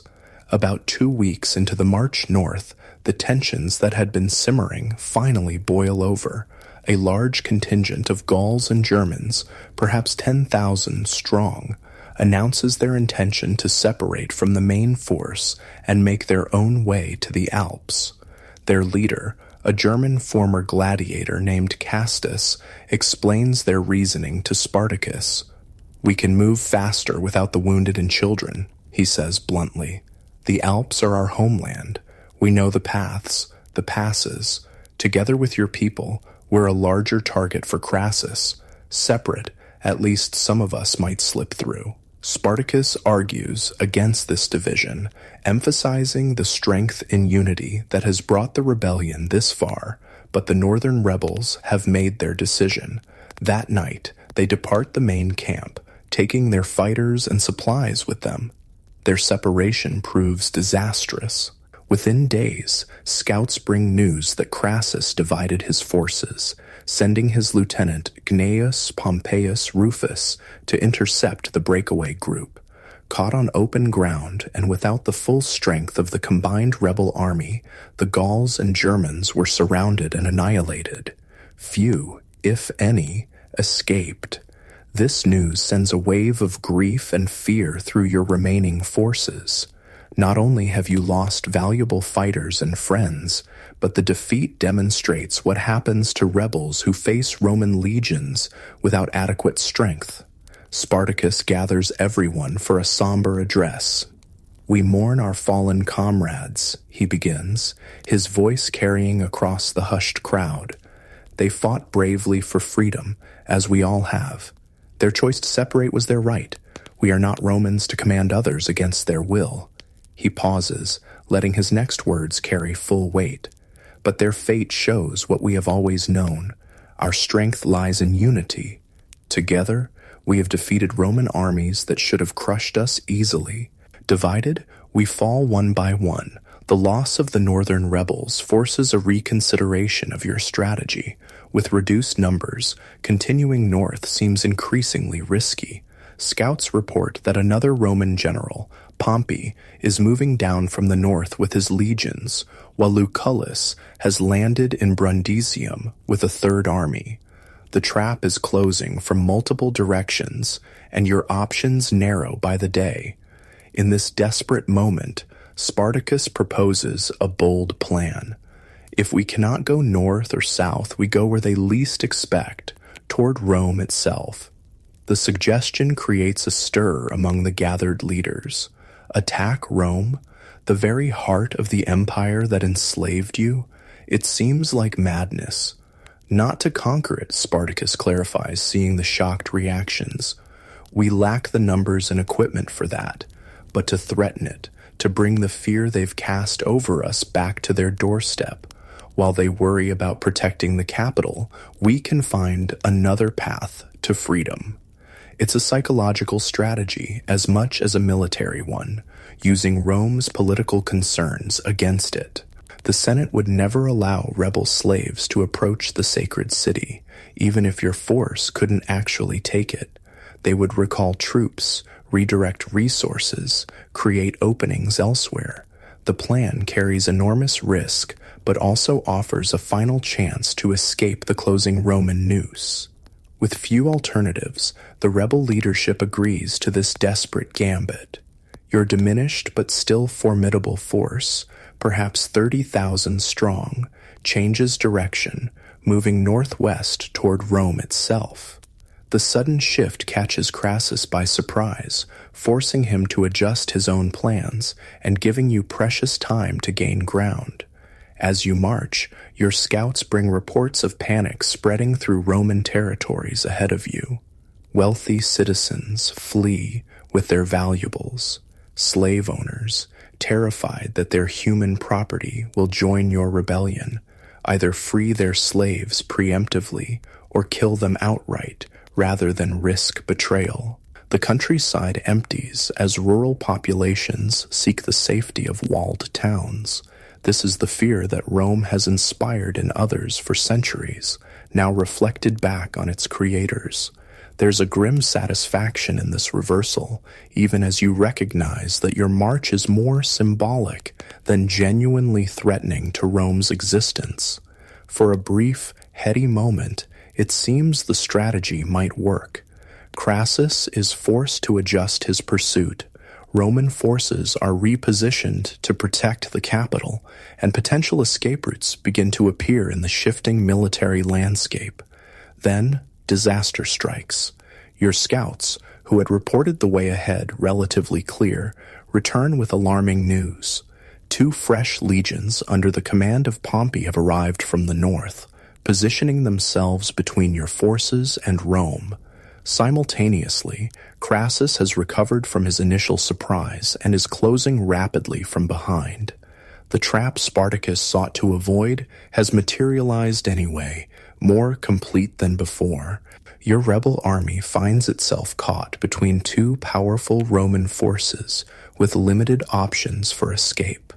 That night, the rebel council meets in an atmosphere of grim determination. The situation is dire, perhaps hopeless, but surrender isn't considered. Everyone knows what fate awaits: captured rebels, crucifixion along the Appian Way as a warning to other slaves who might consider rebellion. We have one chance, Spartacus says, studying the map illuminated by flickering lamplight. We cannot defeat both armies, but perhaps we can break through one before they fully coordinate their movements. The plan that forms is to concentrate all remaining strength against Crassus's force, attempt to shatter his lines, and escape before Pompey can respond. It's similar to the breakout from the southern peninsula, but with even higher stakes and against more formidable opposition. As the council disperses to prepare their groups for tomorrow's battle, Spartacus asks you to remain behind. When you're alone, he speaks with uncharacteristic hesitation. "Tomorrow will likely be our final battle," he says quietly. "Not all of us will survive, perhaps none of us." You nod, having already accepted this reality. "We've known this might be the outcome since we first escaped the ludus." "Yes," he agrees, "but knowing doesn't make the choice easier." He meets your eyes directly. "If I fall tomorrow, someone must carry on the spirit of what we've built, even if the rebellion itself is defeated." You understand what he's asking, not for you to take command, necessarily, but to survive if possible, to ensure that the story of the rebellion lives on, that future generations of slaves might know that freedom is possible. "I'll do what I can," you promise, "though I'd rather fight at your side to the end." Spartacus clasps your shoulder, as would I, but sometimes living requires more courage than dying. He hands you a small object, a simple iron ring made from a broken slave collar. "I had this made from the first collar I broke. Keep it if you survive. Remember what we fought for." The gesture moves you deeply. This small circle of metal represents everything the rebellion has stood for, the transformation of tools of oppression into symbols of freedom. You spend the night checking weapons one final time and speaking with your fighters. No grand speeches are needed. Everyone understands what tomorrow brings. Instead, you share quiet conversations about homes left behind, dreams of freedom, and the community you've built together despite Rome's efforts to keep you isolated and broken. Dawn arrives with a pale light that does little to warm the spring air. The rebel army assembles in battle formation, every able-bodied person armed as well as possible. Even the wounded who can stand take positions, preferring to die fighting rather than await capture. Across the field, Crassus's legions form their own lines, disciplined, well-equipped, and confident. 8 legions against your remaining forces. The odds are overwhelming, but you've overcome Roman armies before. Spartacus rides along the rebel front line, his presence bolstering courage. When he reaches the center, he addresses everyone within earshot. Today, we face Rome's legions one final time, he calls, his voice strong and clear. They think us simply slaves in revolt. They're wrong. We are free people fighting to remain free. A cheer rises from the rebel ranks, defiant in the face of possible annihilation. Remember this, Spartacus continues. No matter what happens today, we have already won a victory they can never take away. We have shown that slaves can break their chains, can build a community based on dignity rather than domination, can defeat the armies sent to subjugate them. He draws his sword, sunlight glinting off the blade. Even if we fall today, others will remember what we did. Other slaves will dream of freedom because we showed it was possible. Rome may defeat our bodies, but they cannot defeat what we've awakened. With these words still echoing, he turns toward the Roman lines and gives the signal to advance. The final battle of the Great Slave Rebellion begins with a surge of humanity moving across the field toward an uncertain fate. You lead your group forward, moving at a steady pace alongside thousands of your comrades. For better or worse, your long journey from slave to rebel fighter will reach its conclusion today, beneath the Italian sun, on a battlefield that history will remember long after you're gone. The clash of armies echoes across the plain as rebel and Roman forces collide in a desperate tangle of bodies, weapons, and raw determination. The disciplined Roman formations begin to fragment under the sheer ferocity of your attack, slaves fighting not just for victory, but for survival itself. Your group drives forward into a unit of Roman auxiliaries, fighting with the coordination developed over months of training and combat. The good news is that the initial momentum carries you through the first Roman line. The bad news is that Crassus has prepared his forces in depth, with fresh troops ready to replace those who fall. Through gaps in the combat, you catch glimpses of other parts of the battlefield. Some rebel groups are making progress, punching holes in the Roman lines. Others are being pushed back, overwhelmed by superior numbers and equipment. The outcome hangs in balance, with neither side clearly prevailing. Then you see him, Spartacus, fighting at the center of the rebel line, pressing forward toward Crassus himself. His goal is clear. If he can kill or capture the Roman commander, the legions might falter long enough for your forces to break through. Roman officers recognize this threat and concentrate their elite troops against Spartacus and his immediate followers. The fighting there intensifies, becoming the focal point of the entire battle. You try to push your group in that direction, hoping to reinforce Spartacus, but a fresh century of Roman soldiers blocks your path. The centurion, his helmet crest marking him clearly as an officer, points at you specifically and shouts orders to his men. Your reputation as a rebel leader has apparently made you a target. What follows is the most intense fighting you've experienced yet. The Romans attack with discipline and skill, their training evident in every movement. Your fighters respond with the desperate courage of those who know defeat means death or re-enslavement. A Roman javelin grazes your shoulder, drawing blood, but not disabling you. You counter by ducking under a sword thrust and driving your own blade into a legionary's unprotected side. Another Roman immediately takes his place.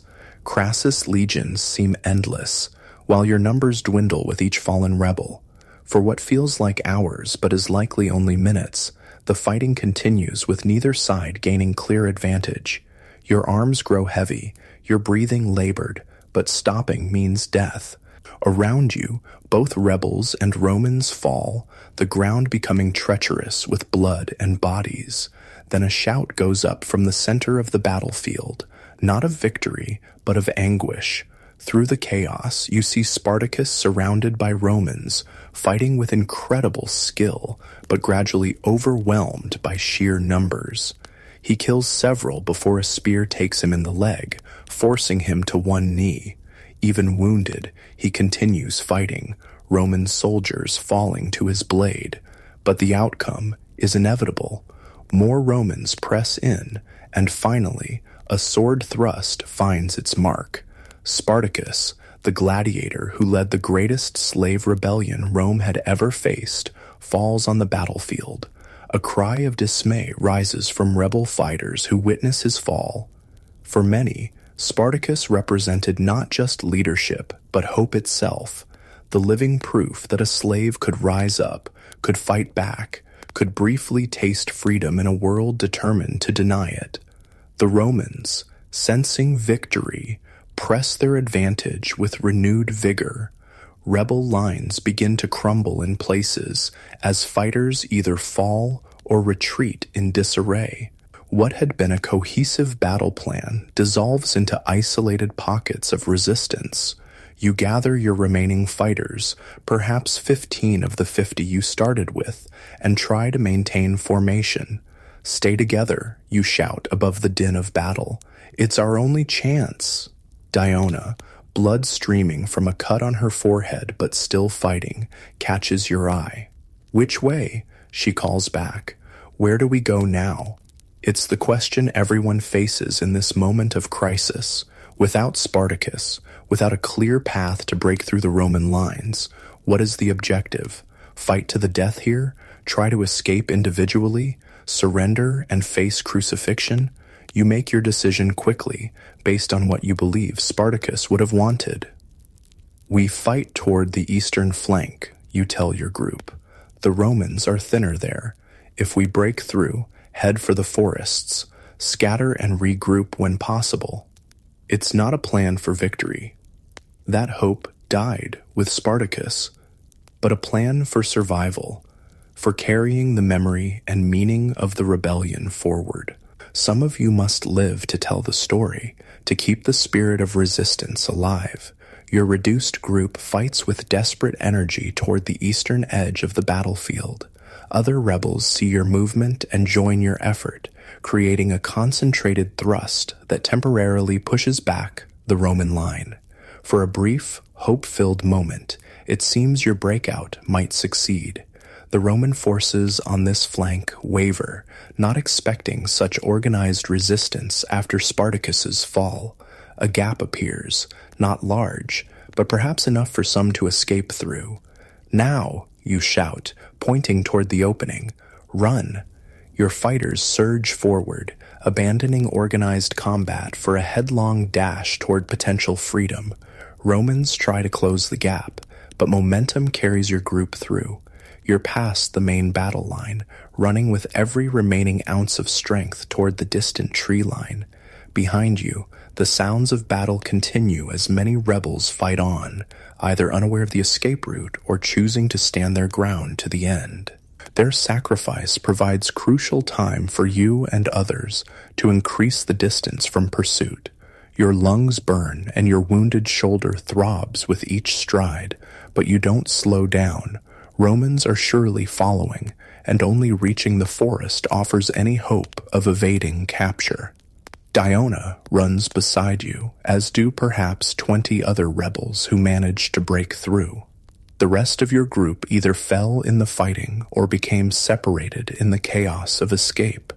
You hope some found other routes to safety, but fear, Many have fallen. Finally, the trees envelop you, providing welcome cover from Roman eyes. Only then do you allow a brief pause, gulping air into burning lungs while listening for sounds of pursuit. Spread out. You instruct between breaths. Groups of 3 or 4. Harder to track.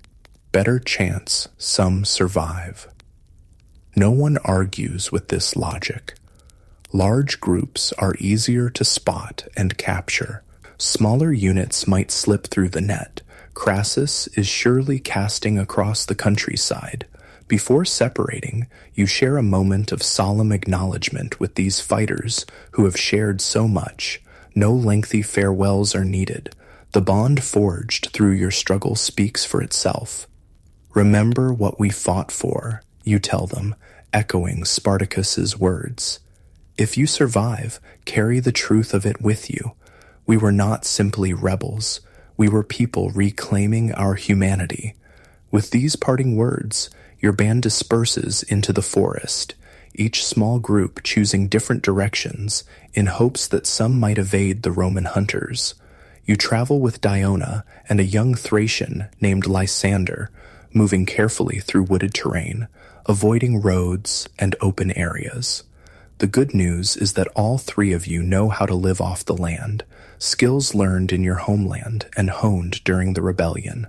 The bad news is that Crassus is unlikely to abandon the pursuit while rebel leaders remain free.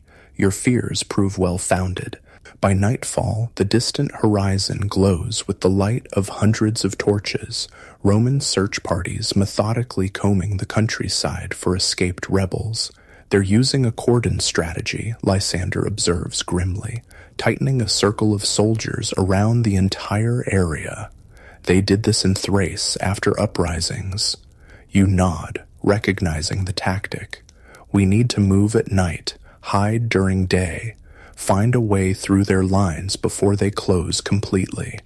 The next days become a dangerous game of cat and mouse.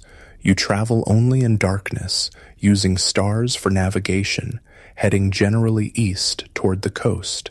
During daylight, you hide in thickets, caves, or abandoned buildings, always alert for Roman patrols. Occasionally, you glimpse other rebels attempting similar escapes. Some you recognize from your time together. Others are strangers who joined the rebellion later. You avoid contact when possible. Larger groups leave more obvious signs of passage, but sometimes exchange whispered information about Roman movements when paths cross. Food becomes increasingly scarce as you move through areas already picked clean by either rebels or Romans. Water, at least, is plentiful from streams and springs, but hunger gradually weakens your small group. On the 4th night after the battle, disaster strikes. Moving through a supposedly empty farmstead, you trigger a trap set by Romans specifically for escaping rebels. A hidden sentry raises the alarm, and suddenly torches flare around you as soldiers emerge from concealed positions. Run, you shout to Diona and Lysander, drawing your sword to buy them time. Split up. Remember what we promised. The Romans focus on you as the apparent leader, allowing your companions to slip away in different directions. You fight briefly, disabling 2 soldiers before making your own escape into the darkness. Behind you, shouts and the sounds of pursuit fade as you use every evasion technique learned during the rebellion.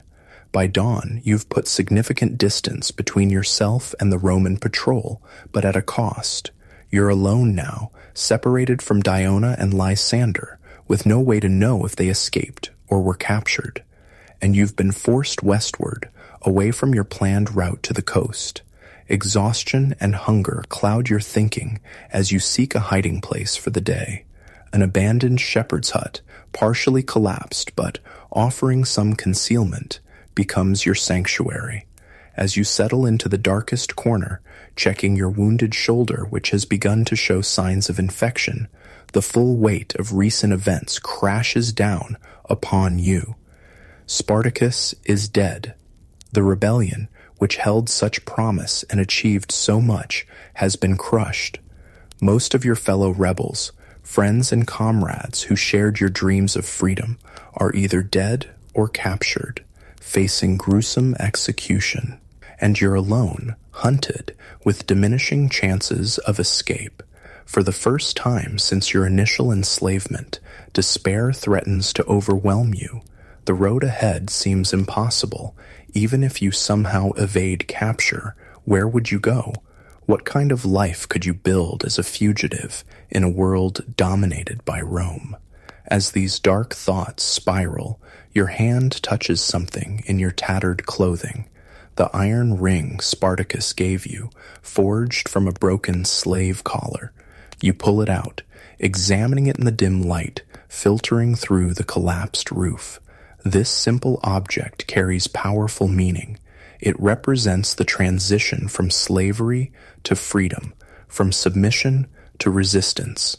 Spartacus entrusted it to you not just as a memento, but as a responsibility to remember and carry forward what the rebellion represented, regardless of its military outcome. With renewed resolve, you slip the ring onto your finger and force yourself to think practically about survival. The infection in your shoulder needs treatment. You need food and better shelter. And you need a plan beyond simple evasion. Using knowledge gained during the rebellion, you locate herbs known for their antibiotic properties and create a poultice for your wound. It's painful but necessary. An infected injury will kill you as surely as Roman soldiers if left untreated. For food, you set simple snares, catching a rabbit that provides the first real nourishment in days. The meat, though barely cooked over a tiny, smokeless fire, restores some strength to your depleted body. As your physical condition improves over the next 2 days, you consider your options carefully. The Romans are still searching the countryside, but their cordon must have gaps. No army can maintain a perfect line across miles of terrain. You decide to continue moving by night, but adjust your direction southward. While the coast remains your ultimate goal, the heaviest Roman presence likely guards the most direct routes east. A circuitous path might offer better chances. This strategy proves sound. As you move through hills and forests, Roman patrols become less frequent. They're concentrating their efforts closer to the battlefield, assuming most rebels would head directly away from the fighting. Nearly 2 weeks after the final battle, you reach a small coastal town, disguised in clothes taken from an abandoned farm and with your weapons hidden. You blend in with local workers, listening carefully to rumors and news. What you learn is sobering. Crassus has been thorough in his victory. Thousands of captured rebels have been crucified along the Appian Way, their bodies left hanging as a warning to other slaves who might consider rebellion. Spartacus's body was never found, though most assume he died in battle. A few rebel leaders apparently escaped, as substantial rewards are offered for their capture. Your name is among those mentioned: Thracius the blacksmith, commander under Spartacus, wanted by Rome. The good news is that no one in this coastal town would recognize you as that rebel leader. The bad news is that Roman officials everywhere are alert for escaping rebels, making sea passage difficult to arrange.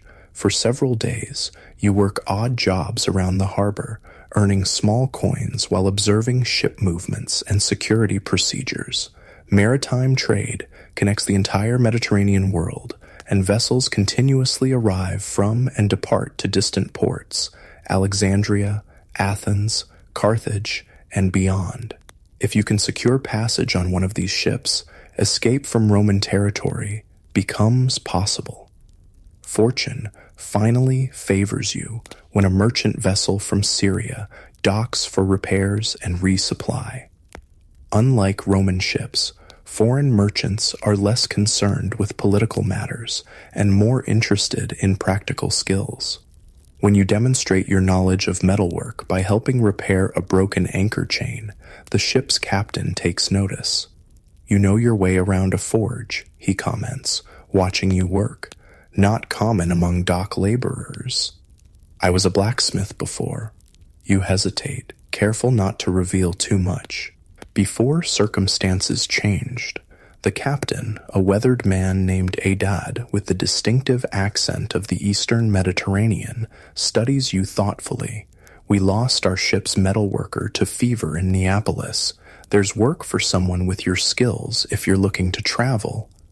It's the opportunity you've been waiting for, though caution is still necessary.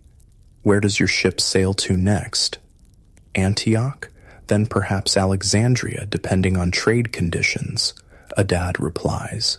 Far from Roman concerns, if that's what worries you. His perceptiveness is unsettling, but not surprising. A merchant captain survives by reading people and situations accurately, and in these days following the slave rebellion, many are fleeing Roman reprisals for various reasons. I can pay my passage with work, you offer, avoiding direct confirmation of his suspicion. Adad nods. Be at the ship before dawn tomorrow. We sail with the morning tide. No questions about your past, but I expect honest work and loyalty while you're aboard.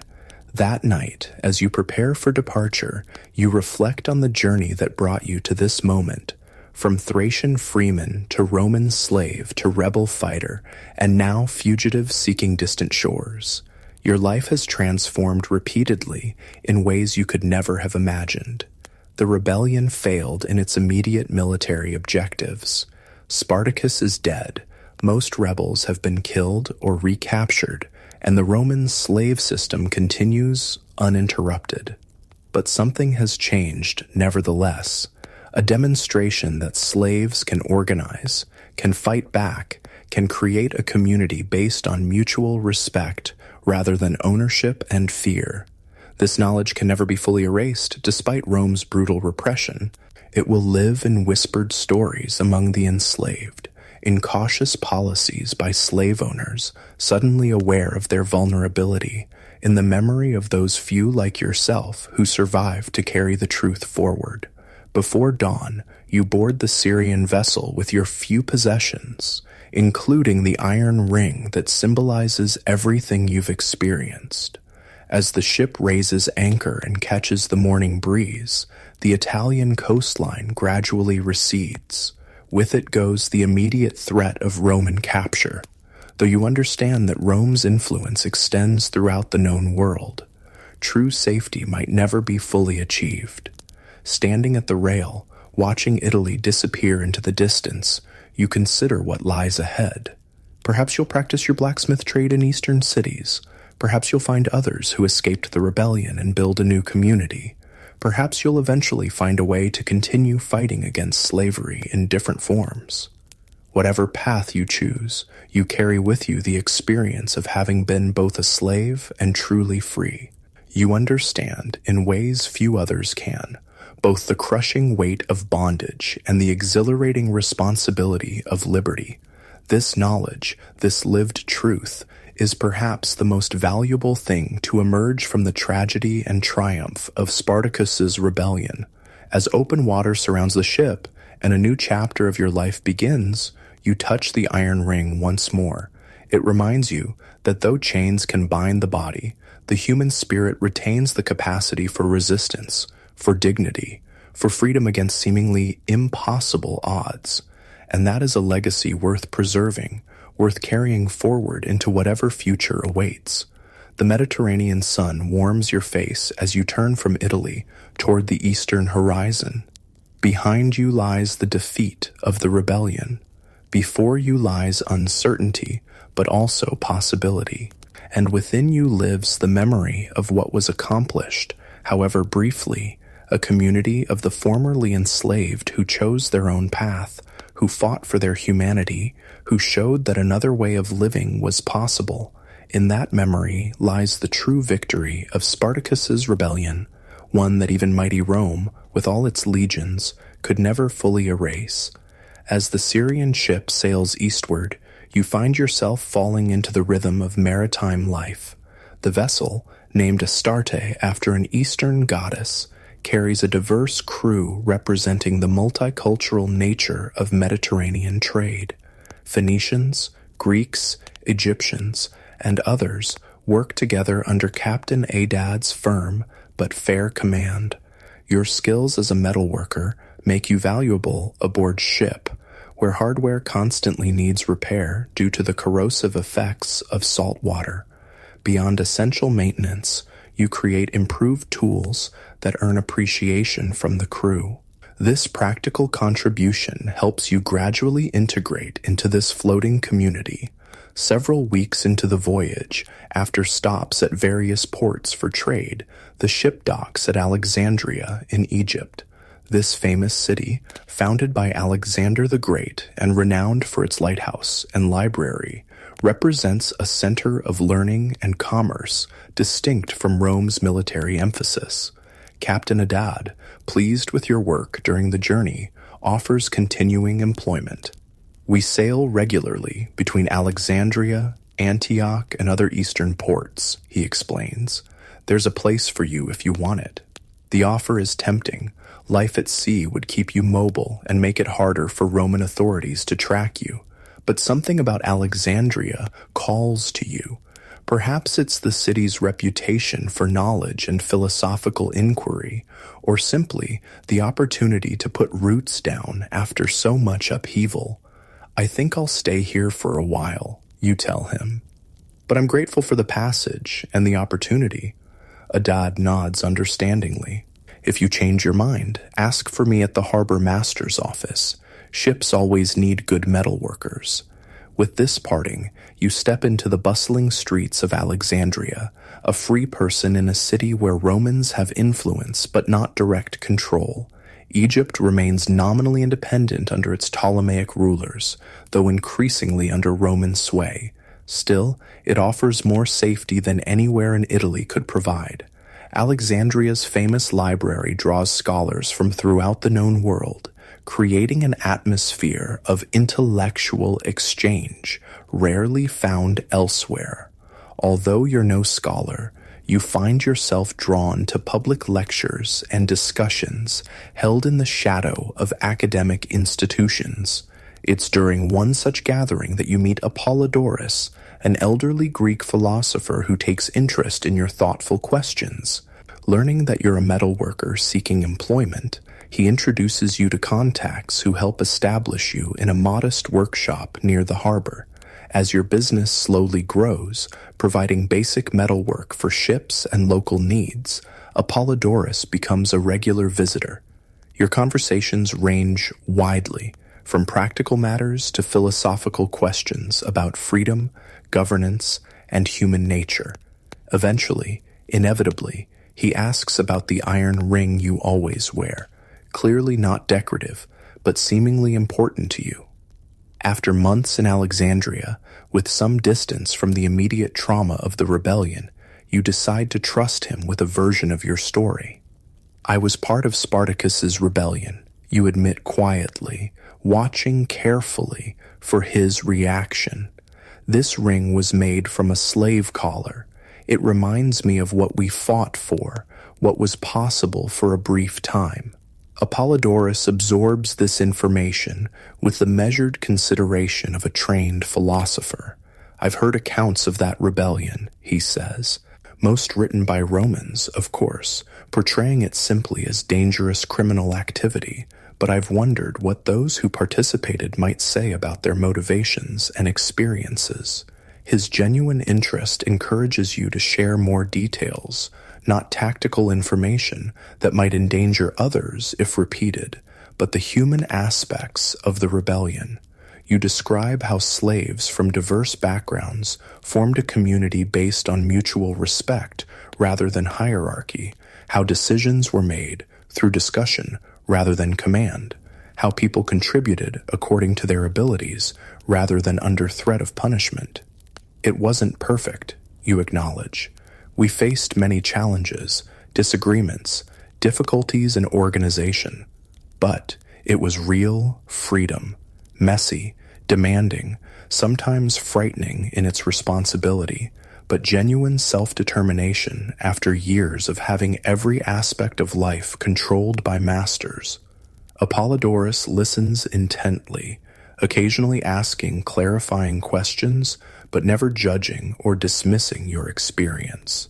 When you finish speaking, he remains thoughtful for some time.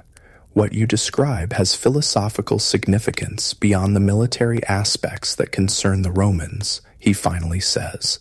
Questions of natural freedom versus conventional slavery, of community formation outside traditional structures, of human capacity for self-governance. These have been debated in academic circles for generations, but you've lived these questions in ways most philosophers only theorize about. In the months that follow, your conversations with Apollodorus deepen. He introduces you to writings of various philosophers who have questioned conventional social structures, including slavery. Some, like certain Stoics, argue that slavery of the body doesn't necessarily enslave the mind or spirit. Others, more radical, suggest that slavery itself contradicts natural law.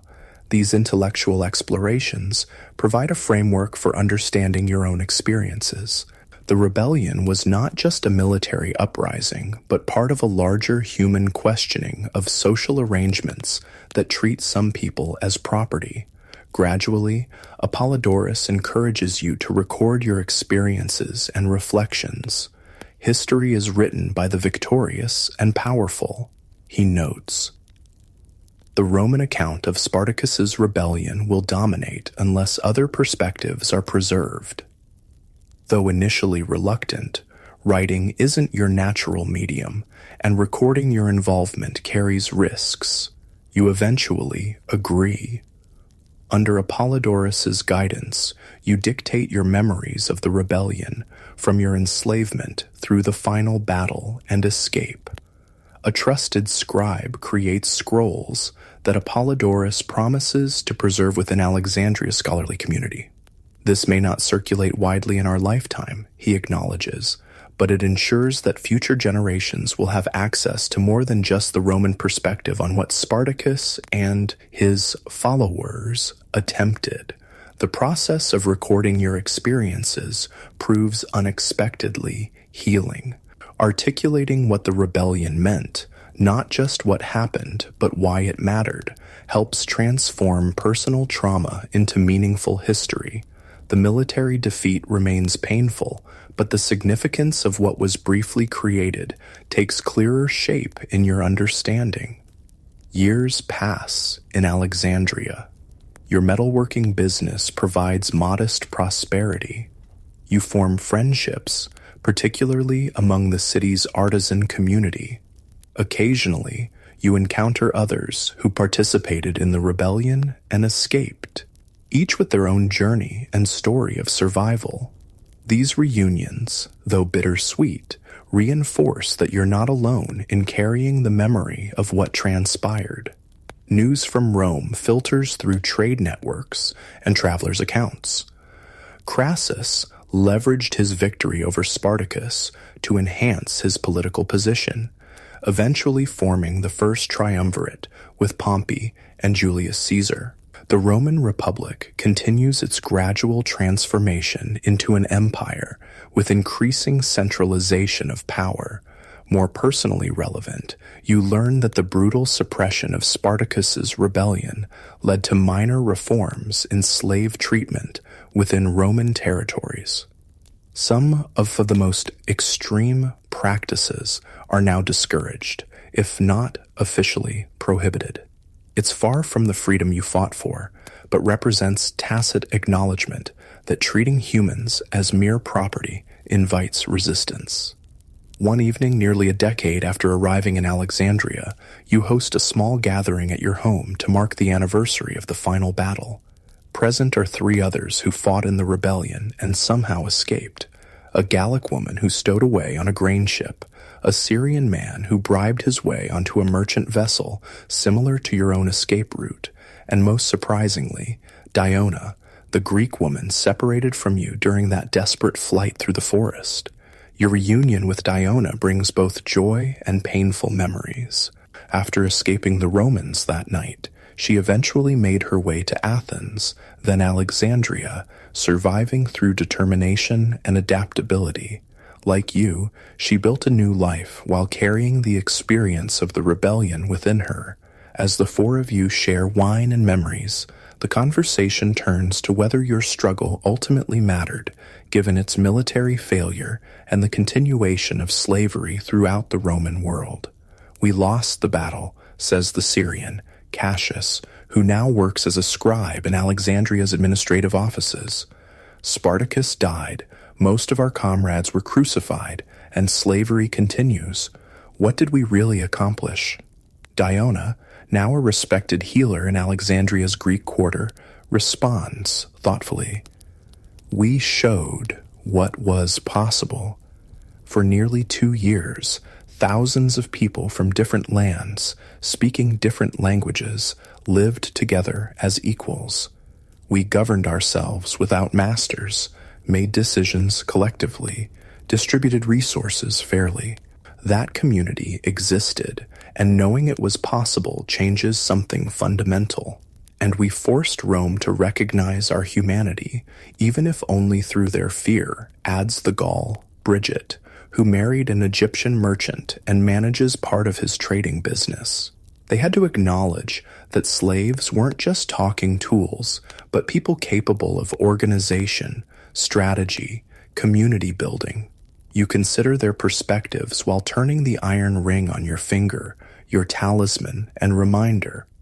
Perhaps the most important victory wasn't on any battlefield, you suggest. It was in the transformation of how we saw ourselves and each other. We entered the rebellion as broken people defined by our enslavement. We became something more, people capable of freedom in its fullest sense, with all its responsibilities and possibilities. This anniversary gathering becomes an annual tradition among rebel survivors in Alexandria. Never large, perhaps a dozen participants at most, as more escaped rebels find their way to the city. These commemorations serve to preserve the memory and meaning of what you experienced together. As decades pass, you watch Alexandria and the wider Mediterranean world transform. Rome's influence grows.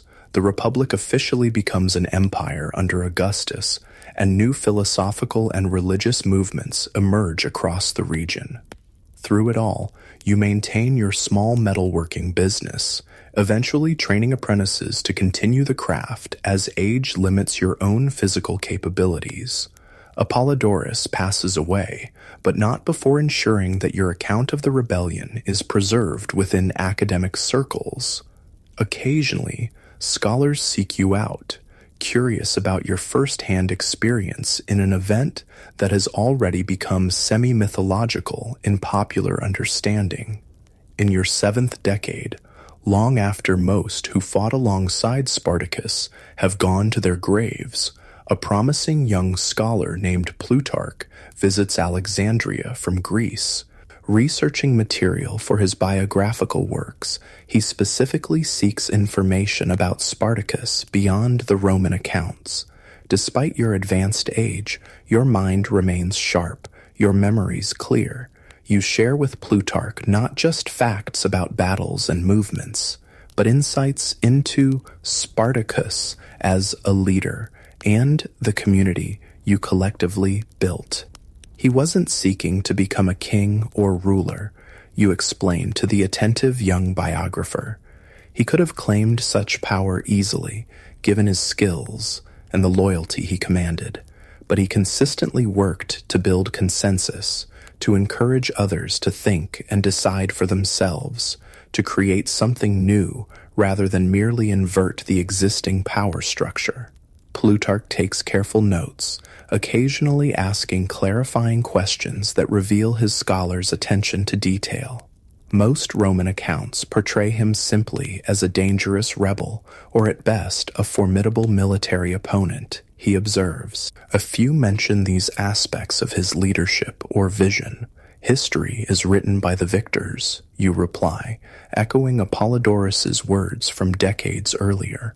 Rome couldn't acknowledge that slaves might create a functioning society based on principles other than domination without undermining their entire social order. As Plutarch prepares to leave, he thanks you for providing perspectives absent from official accounts. Your testimony adds dimensions to the historical record that would otherwise be lost, he says. Future generations will have a more complete understanding because you survived to share this truth. His words reaffirm what you've long believed, that perhaps your most important role wasn't as a fighter in the rebellion itself, but as a keeper of its memory and meaning. Survival, which sometimes felt like a lesser path than dying alongside Spartacus and others in that final battle, served a crucial purpose in preserving what might otherwise have been entirely erased or distorted.